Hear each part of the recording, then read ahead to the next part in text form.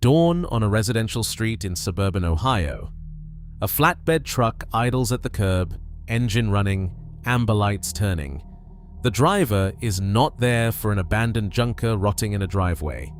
He is there for a Ram 1500 with 26,000 miles on it, a factory warranty still 4 years from expiring, and an 84-month loan that a working family started falling behind on 8 months ago. The truck is worth $38,000 at auction. The family owes $61,000. The bank sent a man at 6 a.m. because that is how you collect the gap. What happens next is not just a repossession. The truck sells at auction for $37,200. The remaining $23,800 the balance becomes a deficiency judgment, a debt the family owes a bank for a truck they no longer have and cannot drive. That judgment attaches to their credit report for 7 years. They cannot qualify for a replacement vehicle loan at any reasonable rate until it clears. In a country where not owning a vehicle means not getting to work, that deficiency is not a financial inconvenience. It is a compounding trap. In 2025, that trap closed around 3 million American families. It was a repossession wave approaching the 3.2 million peak of the 2009 financial crisis, the worst year for vehicle defaults in modern American history. Every single one of those trucks had a computer in it. Yours does not. That is not a coincidence. It is the consequence of a federal mandate signed into law in 1990 that drew a permanent line through the American truck market, a line separating machines the financial system can reach from machines it cannot. On one side of that line, every new truck sold in America today is wrapped in software dependencies, dealer-only diagnostic locks, and loan structures that guarantee the borrower owes more than the truck is worth within 18 months of driving it off the lot. On the other side, every truck built before the 1996 model year runs on mechanical fuel injection, carries no standardized computer interface, and owes nothing to any manufacturer, insurer, or lender once the purchase price is paid. The men who kept those trucks while the new market was being assembled around them did not know they were on the right side of a financial divide. They were just buying the thing that worked. If your truck predates the 1996 model year, the crisis unfolding in the new truck market is not your crisis. Understanding why and what it means for what you are sitting on right now is what this documentary is about. American Motor Files covers pre-computer. American trucks, mechanical diesels, and the corporate and regulatory decisions that built and buried the most durable machines ever manufactured in this country. Subscribe so you don't miss what comes next. And if you already know what you're sitting on, drop the year, the make, and the engine in the comments. The average asking price for a new vehicle in December 2025 was $52,627. Kelley Blue Book and Cox Automotive confirmed that figure as an all-time record. It was the 8th consecutive month the national average manufacturer's suggested retail price stayed above $50,000. On the same day that record was published, Fitch Ratings confirmed that 6.74% of subprime auto borrowers were at least 60 days past due on their loans. That was the highest delinquency rate in a data series the agency has maintained since January 1994. An all-time price record and a 32-year default record in the same month. Experience Q4 of 2025 State of the Automotive Finance Market shows the average new vehicle loan sitting at $43,582, financed at an average term of 68.9 months. For buyers in the non-prime credit tier, scores between 601 and 660, the average term stretches to 75.1 months. The average monthly payment is $749 to $767. 1 in 6 new vehicle borrowers is paying more than $1,000 per month. By the second quarter of 2025, insurance auction data showed 52.1% of repossessed vehicles carrying negative equity at the moment they were seized, meaning the borrower owed more on the loan than the truck was worth on the open market. The Consumer Financial Protection Bureau received a record number of consumer complaints about auto loans in 2025. The Federal Reserve Bank of New York reported in October 2025 that 15.2% of auto loan applicants were rejected outright. In June 2025, that rejection rate was 6.7%. It more than doubled in 4 months. These numbers describe a market that did not fail by accident. The mechanism that produced them was built into the transaction at the dealership desk, in a conversation most buyers believe is about a vehicle but functions as the origination of a financial instrument. Every franchise dealership in America operates on 2 interest rates for every loan it places. The first is the buy rate, the rate the lending institution assigns to the borrower based on their credit profile. The second is the contract rate, the rate printed on the paperwork at the signing desk. Those 2 numbers are not the same. The gap between them is the dealer reserve, a legal, unregulated markup on the cost of borrowing that produces profit for the dealer and additional cost for the buyer without appearing anywhere in the transaction summary. On top of that structure, the dealership layers ancillary products, paint protection, tire and wheel insurance, gap coverage, extended warranties. Each one is priced after the monthly payment target has been anchored in the buyer's mind. That folding into the loan term shifts the monthly figure by $30 while adding $4,000 to the total obligation, a gap most buyers never calculate at the desk. The result is a transaction that looks like a truck purchase and functions like entry into a financial model. On a $74,000 truck financed at 8.2% over 84 months, the total repayment exceeds $104,000. That figure is derived from the verified inputs, the arithmetic of publicly reported rate and term data applied to a publicly reported transaction price. The truck is worth approximately $38,000 at auction in year 4. At the moment of repossession, the borrower owes roughly $61,000. The $23,000 gap between the asset value and the outstanding balance does not dissolve when the bank takes the truck. It transfers to the borrower's credit report, where it remains for 7 years.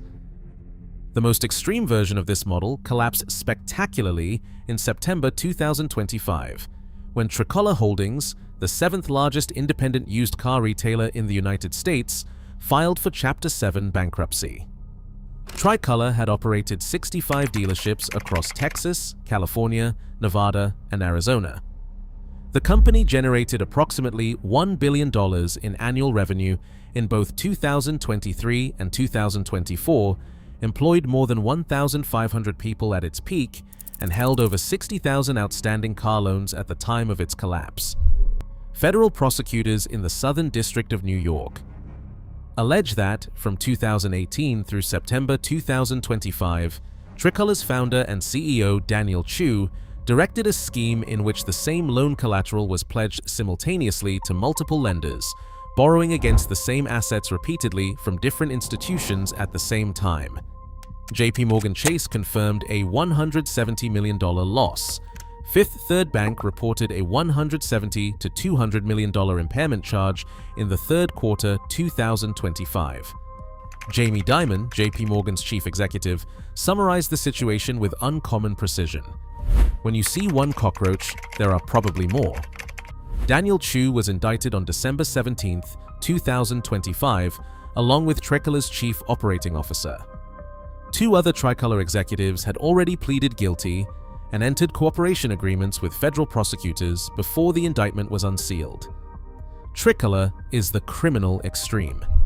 The practice underneath it, layered financing, extended terms, rate spreads that never appear on the summary sheet, operates inside every new truck transaction in the country. It operated exactly this way inside the mortgage market from 2005 to 2008, where loans were issued to buyers who could sustain the introductory payments and not the adjusted rate, bundled into securities, and sold to institutional investors who held the long-term exposure while the originating lenders held none. The 2009 housing collapse produced 3.2 million vehicle repossessions as the downstream effect. The 2025 truck market has reproduced the financial structure without the government backstop that unwound the mortgage version. The architecture of the trap was not invented by Tricolor. Tricolor removed the legal constraints from a model everyone in the industry uses. The trucks manufactured before that system was designed simply have no hook for it to attach to. The financial architecture that produced the repossession wave was built into the market with intention. The trucks that stand outside that architecture were not engineered to resist it. They were manufactured in a world that had not yet decided trucks required it. On November 15, 1990, President George H.W. Bush signed the Clean Air Act amendments into federal law. The legislation addressed sulfur dioxide emissions, urban ozone concentrations, hazardous air pollutants, and dozens of regulatory mandates across multiple industries. Buried inside it was a provision that would permanently bifurcate the American light-duty vehicle market. Beginning with the 1994 model year, new vehicles were required to incorporate onboard diagnostic systems to monitor emissions-related components. Manufacturers were granted waiver authority for the 1994 and 1995 model years during the phase-in period. Full, unwaivable compliance across all light-duty cars and trucks under 8,500 pounds gross vehicle weight became mandatory at the 1996 model year. The OBD2 standard required a 16-pin diagnostic port in a standardized location under the dash, a standardized data link protocol readable by any compliant scan tool, standardized diagnostic trouble codes, and continuous real-time monitoring of powertrain components affecting emissions output. Every manufacturer, every model, every drivetrain configuration. The same port, the same protocol, the same codes. What the standard produced beyond its emissions monitoring purpose was a mandatory electronic nervous system running through every new vehicle sold in the country from 1996 forward. Every truck built before September 1995 carries no part of that system. What that means physically is no standardized diagnostic port through which a dealer's scan tool can communicate with the vehicle's computer to lock out an independent repair. No software module governing fuel delivery that a manufacturer can update remotely to alter performance characteristics. No telematics hardware for a remote derate system to attach to. No firmware version number. The truck runs, or it does not. If it does not, the failure is mechanical and observable. A wrench fixes it. The engine at the center of this story was not engineered to be free from the surveillance and dependency model. It was engineered for agriculture. In 1984, Cummins Engine Company and Case Corporation, the agricultural equipment manufacturer that would later merge into C&H Industrial, jointly developed the B-Series diesel engine for off-highway applications. The target platform was field equipment, tractors, combines, and construction machinery operating in remote locations far from dealer service infrastructure. The design requirements were accordingly severe. The engine had to start in extreme temperatures, maintain continuous output under sustained load, accept maintenance from a field mechanic with basic tooling, and run in environments where parts availability was uncertain. Cummins produced a 5.9-liter six-cylinder with 12 valves, 1 intake and 1 exhaust per cylinder, using a Bosch mechanical rotary injection pump and a turbocharged configuration tuned for low-end torque delivery. The electrical requirement for the entire engine was a single positive wire to a self-exciting alternator. Once that alternator was spinning, the engine required no electrical input to maintain operation. There was no engine control unit. There was no throttle position sensor. There was no fuel delivery computer. Chrysler Corporation, facing a competitive deficit in its diesel light-duty lineup in the late 1980s, bid for the engine. The 5.9-liter 12-valve Cummins debuted in the 1989 Dodge D250 and D350. It produced 160 horsepower and 400 pound-feet of torque, enough to move a fully loaded grain wagon through a wet field without losing revs. The competing diesel options in American light-duty trucks at that time were the Ford 6.9-liter indirect injection engine and the General Motors 6.2-liter Detroit, both naturally aspirated, both producing under 250 pound-feet, both unmatched for the specific kind of low RPM pull that working agriculture demanded. The Cummins arrived at a different order of magnitude. The 1994 model year brought a redesigned Ram body, and in the configuration used from 1994 to 1998. The P7100, a Bosch mechanical injection pump with a documented service life and power output potential the market values to this day. That specific combination, the second-generation Ram body, the 5.9-liter 12-valve, and the P7100 mechanical pump, is the configuration the collector and working truck market identifies as the benchmark. The Ram from 1994 to 1998 with the P7100 and the NV45005 speed manual transmission is described in trade literature as the most sought-after P-pump configuration offered from the factory. Cummins did not design it to be sovereign. Chrysler did not purchase it to make a political statement. The result was accidental, a consequence of building an agricultural engine in 1984 for a world that would not mandate vehicle computers for another 12 years. The contemporaries are the Ford F-250 and F-350 from 1988 to 1995, carrying the 7.3-liter International Harvester diesel, the IDI engine, a pre-chamber mechanical design produced before Ford's partnership with International generated the electronically managed Power Stroke in 1994. And the General Motors CK series from 1988 to 1995 with the 6.5-liter Detroit diesel, a design that originated in military procurement and was adapted for civilian light-duty service, running mechanical injection without an engine control module governing fueling strategy.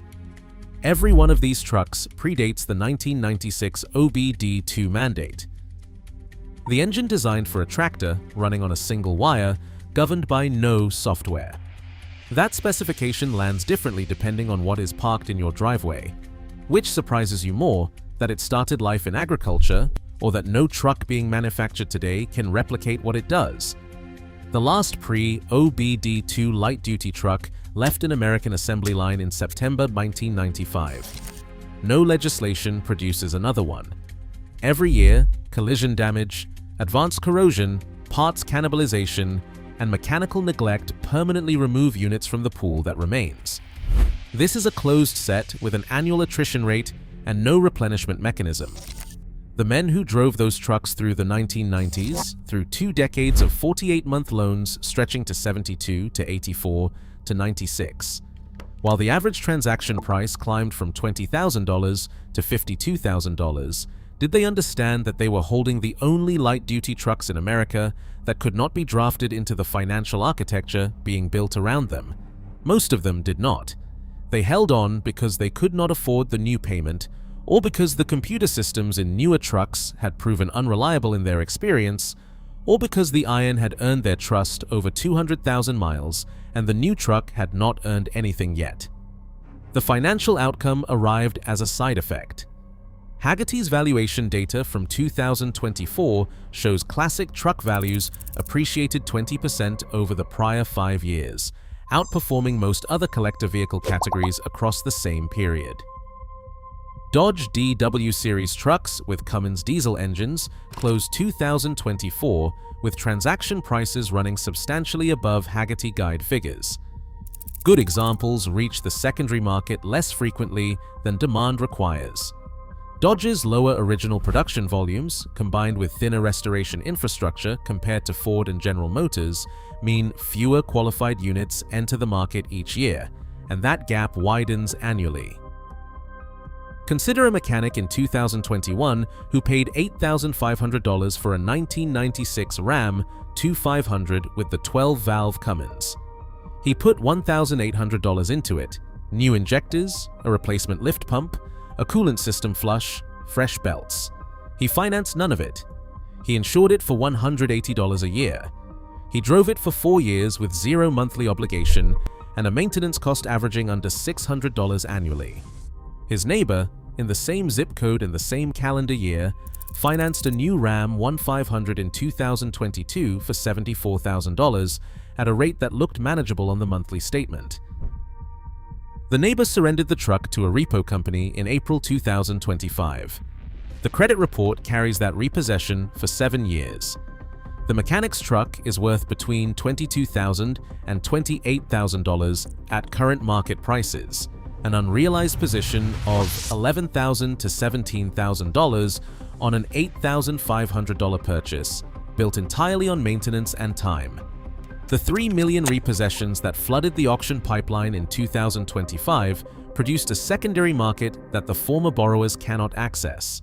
Near-new 2022 and 2023 trucks clearing auction lanes at prices below loan value are available only to buyers with clean credit, no existing auto debt, and cash reserves sufficient to transact without financing, precisely the profile of someone who never took the $70,000 payment. The window is narrowing. As original equipment, manufacturers begin 2027 production cycle planning. Large commercial fleets pull quality units from the secondary market before inventory peaks. The pre-1996 pool shrinks every calendar year without a replacement mechanism. The community of buyers who understand what remains grows larger every year as the new truck market produces the same delinquency data. Fixed supply, rising informed demand. That is not a trend. That is arithmetic applied to a closed set. Every new truck sold in America today carries an expiration date embedded in the structure of its ownership. The financing model runs 7 to 8 years on a depreciating asset, generating deficiency balances that follow borrowers through the next decade. The software architecture ties operating capacity to a manufacturer's update infrastructure, and the emissions equipment routes its service lifecycle back through the dealership. Pre-1996 trucks carry none of those obligations. The financial collapse of the new truck market did not punish people who chose the wrong product. It punished people who trusted a system designed to extract value from the transaction rather than transfer it. The men who kept the old trucks, while the market was selling everyone else a payment, did not see this coming. The decision was not a hedge against a financial crisis they had modeled. They were applying the oldest acquisition principle available: buy the thing that works, maintain it, and do not confuse the loan with the machine. The last pre-OBD 2 light-duty truck rolled off an American assembly line 30 years ago. The pool that remains is the only pool there will ever be. Year, make, engine. Put it in the comments, because the people who know what they are sitting on have always found each other. If this is the kind of story you want more of, subscribe to American Motor Files.